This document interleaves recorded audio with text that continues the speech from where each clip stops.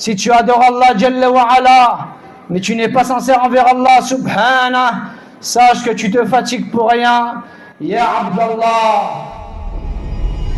Les savants disent, point de sauvetage, excepté avec la sincérité, point de sauvetage contre la colère d'Allah, contre le châtiment d'Allah, contre le supplice d'Allah, contre l'enfer d'Allah, excepté avec la sincérité. Inna alhamdulillah, nahmaduhu wa nasta'inuhu wa nastaghfiruh, wa na'udhu billahi min shururi anfusina, wa min sayyiati a'malina, man yahdihillahu fala mudilla lahu, wa man yudlil fala hadiya lahu.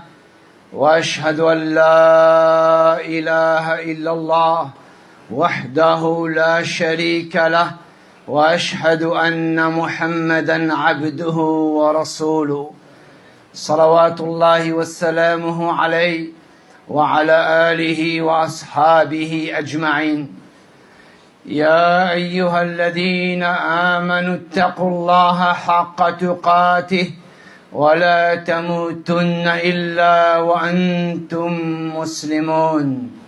يا أيها الناس اتقوا ربكم الذي خلقكم من نفس واحدة وخلق منها زوجها وبث منهما رجالا كثيرا ونساء واتقوا الله الذي تساءلون به والأرحام إن الله كان عليكم رقيبا.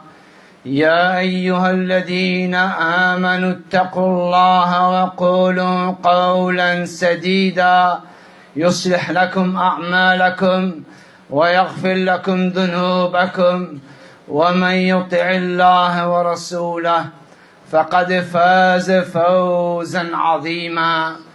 أما بعد فإن خير الكلام كلام الله وخير الهدى هدى محمد صلى الله عليه وعلى آله وسلم وشر الأمور محدثاتها وكل محدثة بدعة وكل بدعة ضلالة وكل ضلالة في النار.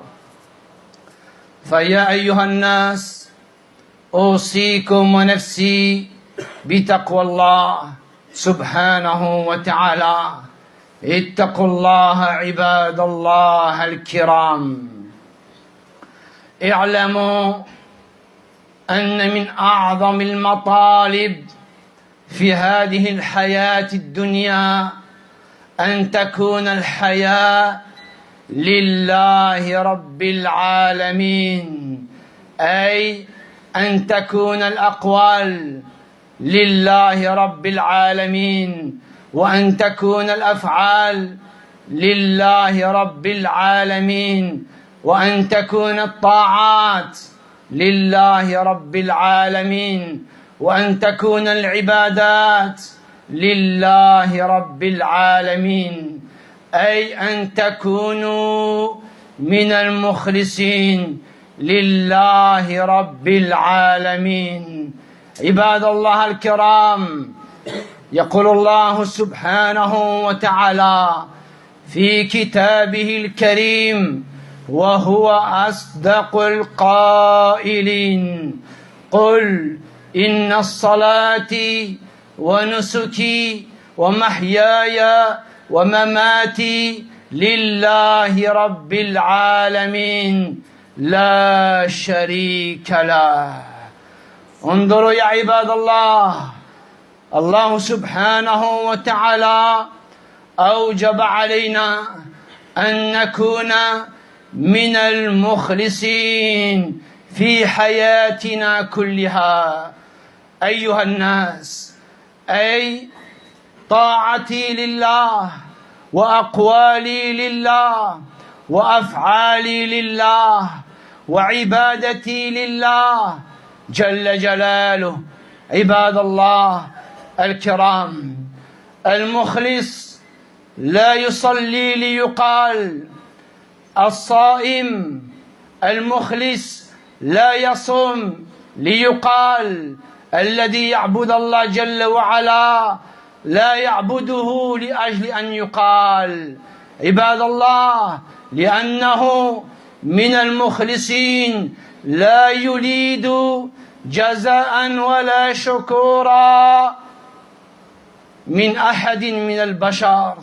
عباد الله الكرام، اتقوا الله سبحانه وتعالى واعلموا رعاكم الله، كما قال العلماء: لا خلاص إلا بالإخلاص، أي لا خلاص من عذاب الله ومن بطش الله ومن عقاب الله ومن غضب الله ومن سخط الله إلا بالإخلاص لله الواحد القهار. أيها المسلمون عباد الله، اتقوا الله جل وعلا وأخلصوا دينكم لله سبحانه وتعالى. أستغفر الله إنه هو الغفور الرحيم. الحمد لله حمدا كثيرا طيبا مباركا فيه كما يحب ربنا ويرضى، وأشهد أن لا إله إلا الله وحده لا شريك له، وأشهد أن محمدا عبده ورسوله صلوات الله وسلامه عليه وعلى آله وأصحابه أجمعين. فيا عباد الله، craignez Allah subhanahu wa ta'ala. Ô vous les hommes et les femmes, craignez Allah Jalla Jalaluh. Sachez qu'Allah subhanahu wa ta'ala nous a ordonné à tous d'être sincères envers lui, tabaraka wa ta'ala, que cette vie d'ici-bas soit entièrement pour Allah Jalla Jalaluh. Ibad Allah al-Kiram, parmi les choses, parmi les plus grandes obligations qui a été ordonnées d'Allah Jalla Jalaluh à nous tous, ya Ibad Allah, qu'on fasse partie de ceux qui sont sincères envers Allah subhanahu wa ta'ala. Les paroles pour Allah, cette vie pour Allah, les actes pour Allah, les actes d'adoration pour Allah, les actes d'obéissance pour Allah, tous les actes pour Allah subhanahu wa ta'ala. Ibad Allah al-Kiram, cette religion entière pour Allah Jalla Jalaluh. Et Allah subhanahu wa ta'ala nous a ordonné à tous qu'on soit sincère pour lui Jalla Jalaluh. Ceci fait partie des obligations dans la religion d'Allah Jalla Jalaluh. Si tu adores Allah Jalla wa ala, mais tu n'es pas sincère envers Allah subhanahu, sache que tu te fatigues pour rien.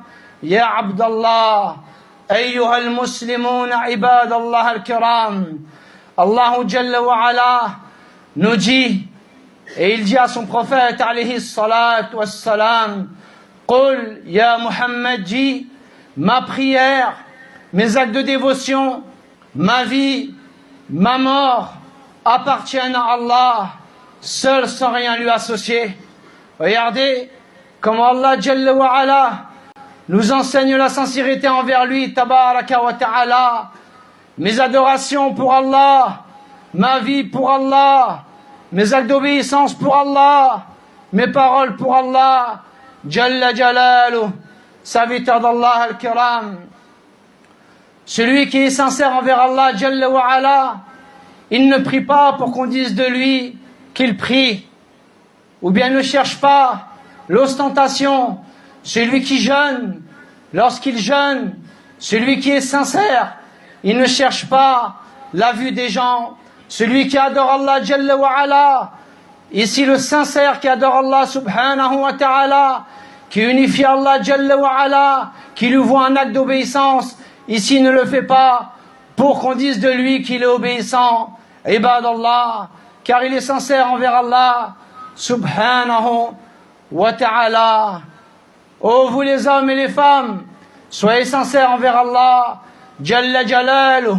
Les savants disent: point de sauvetage excepté avec la sincérité, point de sauvetage excepté avec la sincérité envers Allah Jalla wa Ala, c'est-à-dire point de sauvetage contre la colère d'Allah, contre le châtiment d'Allah, contre le supplice d'Allah, contre l'enfer d'Allah, excepté avec la sincérité envers Allah subhanahu wa ta'ala. Serviteurs d'Allah, al-kiram, nous sommes tous dans un besoin d'être sincères envers Allah Jalla Jalaluh. Tu veux être sauvé contre l'enfer, sois sincère envers Allah. Tu veux le paradis, sois sincère envers Allah Jalla Jalaluh. Al-ikhlas sa'b ibadallah kama qala al-ulama. La sincérité est quelque chose de difficile, comme disent les savants, excepté à qui Allah Jalla wa Ala lui a facilité. Ibadallah al-kiram, voulez-vous être sincère envers Allah Jalla wa Ala? Apprenez qu'est-ce que la sincérité. Voulez-vous rentrer au paradis? Apprenez qu'est-ce que la sincérité, afin d'œuvrer pour Allah Jalla wa Ala. Ibadallah al-kiram, on se doit d'être sincère envers Allah. Si tu es sincère envers Allah Jalla wa Ala, dans tes paroles, dans tes actes, alors tu auras la bonne annonce dans cette vie d'ici-bas, dans la tombe et dans l'au-delà. Ibadallah, as'alullah Jalla Jalaluh an yaj'alani wa iyyakum min al-mukhlisin fil qawli wal amal.